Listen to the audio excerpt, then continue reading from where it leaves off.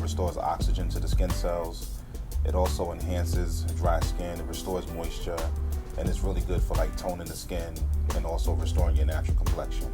A lot of people around the world were unaware of the benefits of shea butter. It was introduced to America by Africans, and shea butter grows in Northwest Africa, predominantly Mali, Ghana. Shea butter purchasing is not something that's just cut and dry.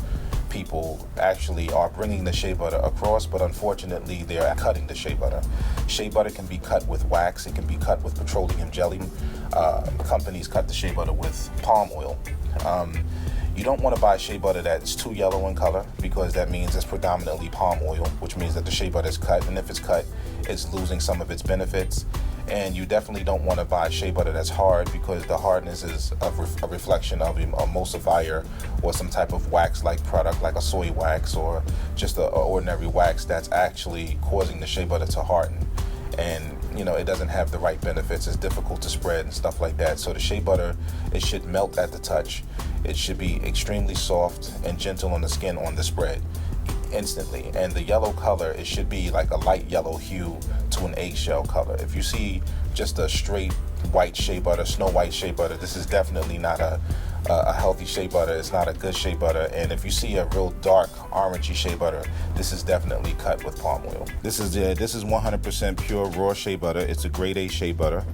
It's all 100% natural. There's absolutely no additives, no ingredients that's added to this. It's all opened up from the nut straight into this.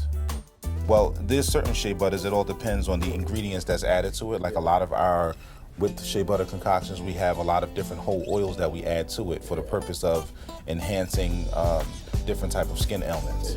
So like people that suffer from like cracked skin or psoriasis and stuff like that, we add a good portion of vitamin B12, which is a browner like substance, and it has a tendency of turning the shea butter from this color to a different color because of the added ingredients.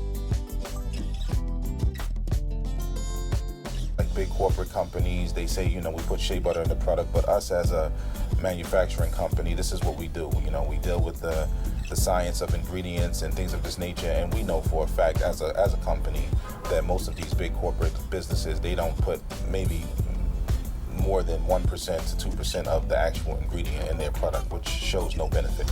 I was going to say, a good way to tell, if you look in the ingredients, if you look on the ingredients, the first ingredient is the dominant ingredient, or the ingredients that mostly used in their product. If you look at like corporate products, the shea or black seed or whatever the natural ingredient is will be towards the end of the ingredient, and that's how you know it's the lesser ingredient in that product.